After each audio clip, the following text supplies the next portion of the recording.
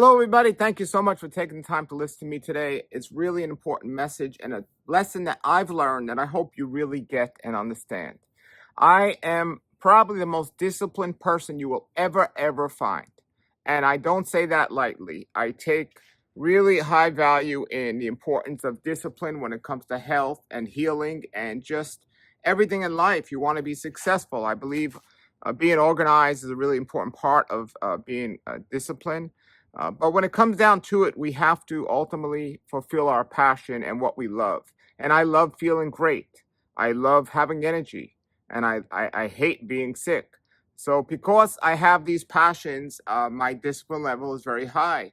But there's sometimes areas where we have knowledge and we have the passion, but we just are not able to do certain things.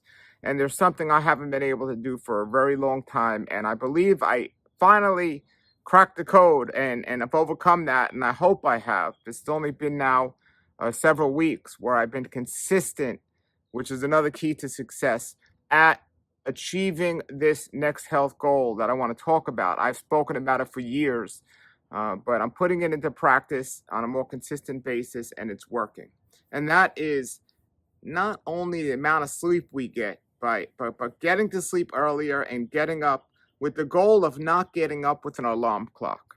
Now, with that, there's a caveat because there are people's bodies who get used to doing something, and no matter what time they go to sleep, they're getting up at a certain time. And that doesn't necessarily mean it's just as good as not getting up without an alarm clock, because your body has created its own kind of natural alarm clock. And even if you haven't gotten the complete healing that it needs, it still wakes up. I would say most people, because I'll never say all people with everything, but most people would require at least 7 and 9 hours of sleep a night. So they say 8 hours, and that's right in between that window. So that's great. But at least 7 and 9 hours of sleep per night, or between 7 and 9 hours sleep per night. Now, for years, I did not accomplish this. There's a myth that says if you go to sleep early or all the hours before midnight, or like sleeping double the amount of hours, and after midnight, it's like half the amount of hours. I don't know if that's scientifically true or not, but I do know the later we go to sleep, the more we put ourselves in jeopardy of getting up through, we have to do something through an alarm or something. So chances are better if we get to sleep earlier to get that required amount of sleep.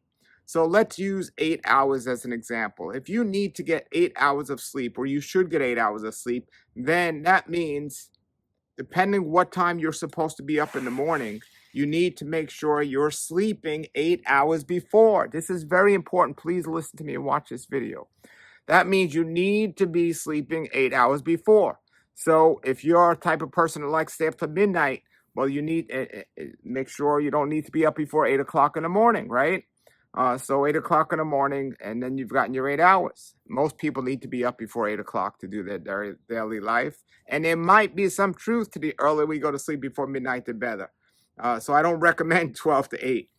And on this, I believe this concept for years that, okay, I got to get to sleep at a certain time to get the proper amount of hours. And I never did. I can get by, especially eating the way I eat, which is a very clean diet of fresh fruits and vegetables. I don't eat a lot of dehydrated and cooked food. I don't eat any cooked food, but I don't eat a lot of dehydrated food at all. So my body requires less sleep than the average person eating the standard American diet. But I still believe we should all get between 7 and 9 hours of sleep. And for years, I didn't get that many hours of sleep. But what I've come to discover now, even more important, is it's not only the sleep. And by the way, this is one of the reasons why I promote a daylight diet, because going to sleep on an empty stomach is essential in getting the proper amount of sleep. It's not only amount of sleep, but it's the proper quality sleep. And no matter how many hours you're sleeping, if you're eating before going to sleep, you're not getting the proper healing sleep that your body requires. So going to sleep on an empty stomach is essential. I would say 3 to 4 hours before going to sleep, no food at all. And the longer you can go, the better. If you go 5 or 6, even better. That doesn't mean eat late and stay up later. It means eat earlier and get to sleep earlier. So, but here's the thing that I discovered recently that I've been putting into practice. Let's say I have to get up at 6 o'clock in the morning. That would mean I need to be in bed by 10 o'clock. 10 to 6 would give me my 8 hours. But that's not right, because there's very few people in this world that can be working and stimulating themselves and being part of daily life and then just put their head down and go to sleep. There has to be a so-called cooling off period where you're slowing down your heart rate. You're getting your body and your mind away from the daily task of the world, and you're cooling down, a cooling down period. And that should be anywhere from 1 to 2 to 3 hours prior to going to sleep. It's going to put you in better quality sleep. And what I've been preaching and talking about for years is not eating before you go to sleep, because you kind of give your digestive tract that cooling down period of, I've had my food and now I got my digestion out of the way, and so on. Because if you eat right before going to sleep, then you're going to be digesting even after you're in bed. But you want to have that cooling down period. Well, it's not only for our diet, but for our bodies on every level that we have that cooling down period. So whenever you're stimulating your body, it's going to overcarry into your sleep unless you have that cooling down period. And I've been watching a lot of videos about longevity and sleep and the importance of it and health and healing and talking about it. But the one thing that I haven't been practicing over the years is that cooling down period. I've been doing it from a digestive standpoint, not eating late, but it's just as important to cool down on every level. And to be honest, I would try to be a good husband and spend time watching TV with my wife at nighttime, or running around and playing with my children and getting very stimulated, or even sometimes exercising if I didn't get a chance to exercise during the day.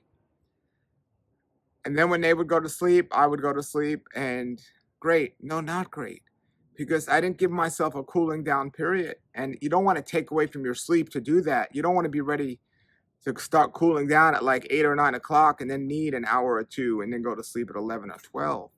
So start cooling down earlier.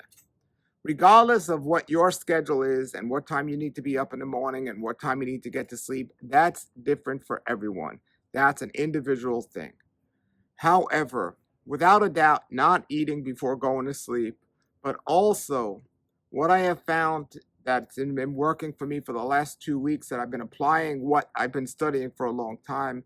And I've applied it periodically through my life, but I've been applying it consistently for the last few weeks. And it's been working tremendously. And a few weeks is nothing, folks. So don't say, oh, well, wow, that's amazing. But for me, it's a lot. For me, it's a lot, but I hope to go longer. And that is to reduce stimulation as much as possible, at least 1 hour before going to sleep, 2 hours, even better. To reduce stimulation as much as possible, at least 1 hour before going to sleep, 2 hours would be better. Now, some of you might say, well, what's wrong with sitting down, watching TV, and winding down? Well, there's something, it's called light therapy or light philosophy or whatever you want to say, but there are different types of lights. Like when you get up in the morning, the sun radiates red, orange, and blue lights, and a combination of that and the sun rising. But then there's the sunset. And even though it seems like it has the same colors or similar colors, it's a different tone. Well, when you're looking at screens, your computer, your TV, and your phone, and things like this, it radiates something that's called a blue light. And a blue light is very stimulating to the mind and the body, because the mind controls the body. However, if you have a red or yellow light, I believe yellow too, but definitely red, that stimulates relaxation, or didn't stimulate it, it creates relaxation.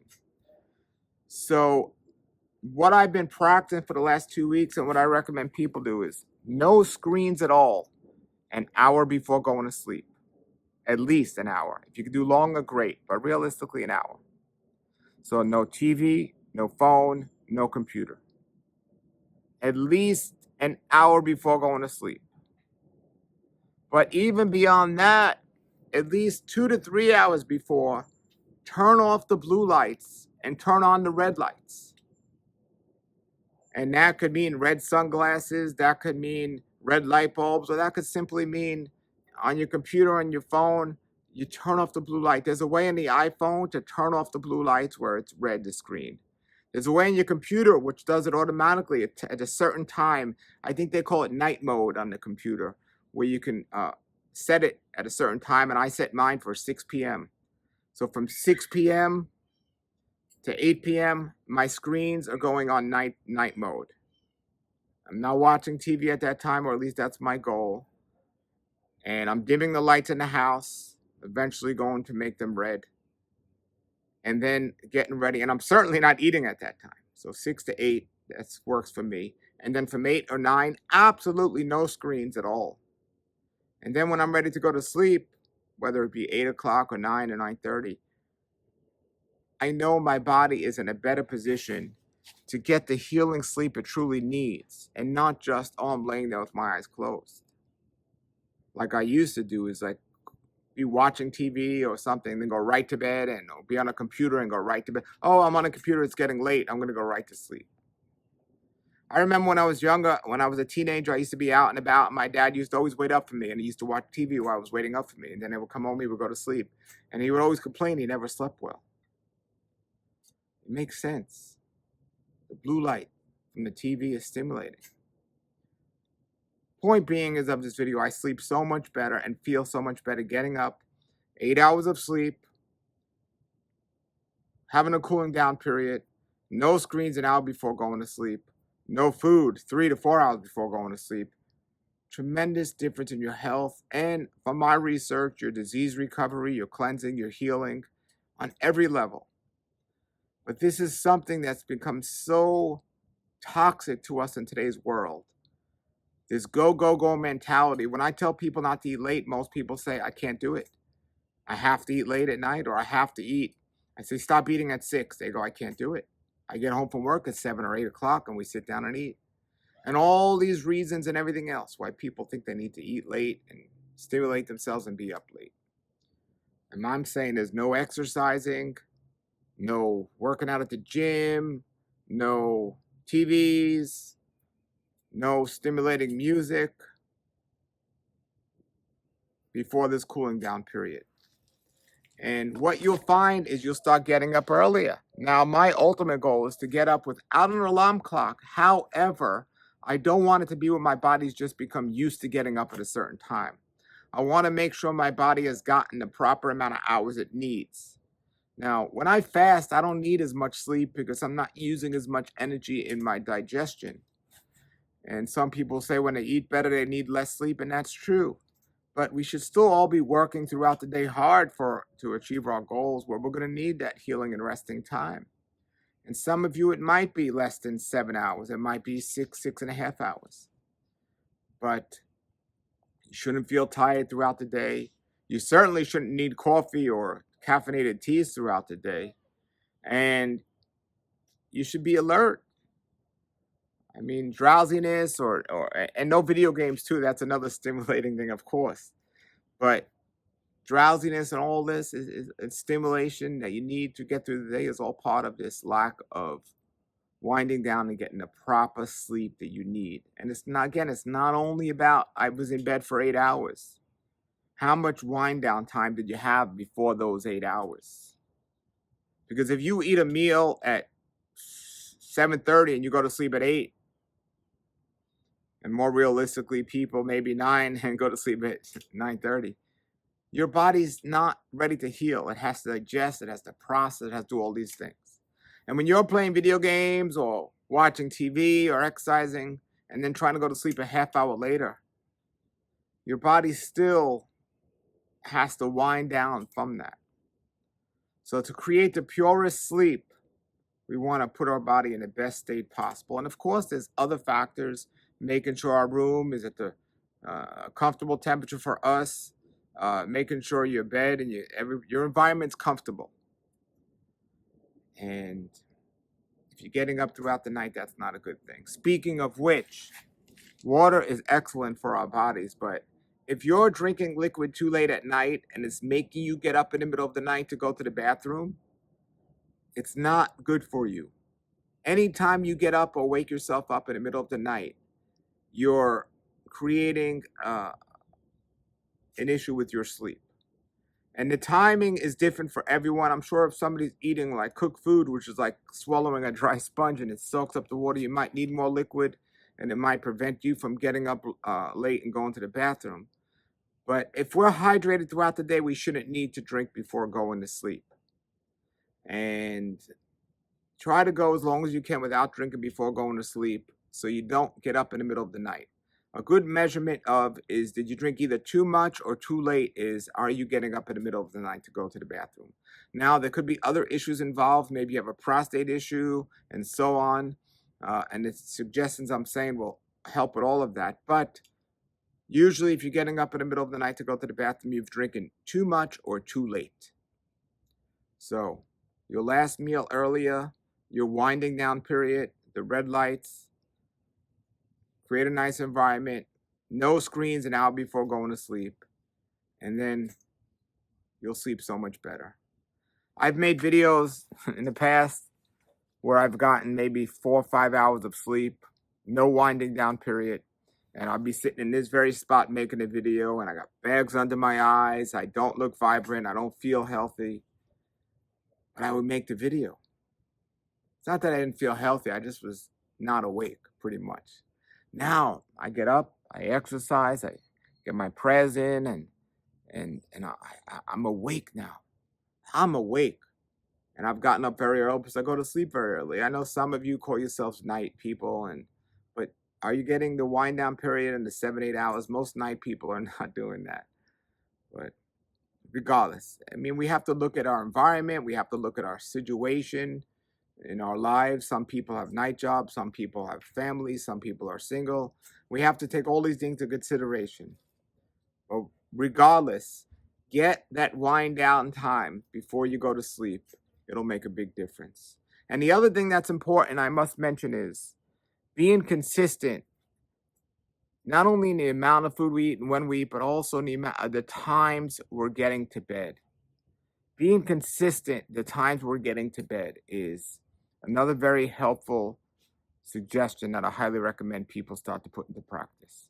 Some people, with their diets, they call it cheat day, where they eat out of their normal diet. Well, some people have their sleep weekends where they sleep much later on weekends and they get up much later. Try to be consistent every day. That'll definitely help. All right, everybody. What do you think about this topic? Put your comments and questions below. Thank you for being on this journey with me. But I am sure, because I've been talking about this for years, and it feels great to put it into practice. And regardless of what type of diet you're eating, these are important elements in our overall health picture. Thanks for watching, everybody. Have a great day and a great world life. Is wealth good for your health? This is the Raw Life Health Show.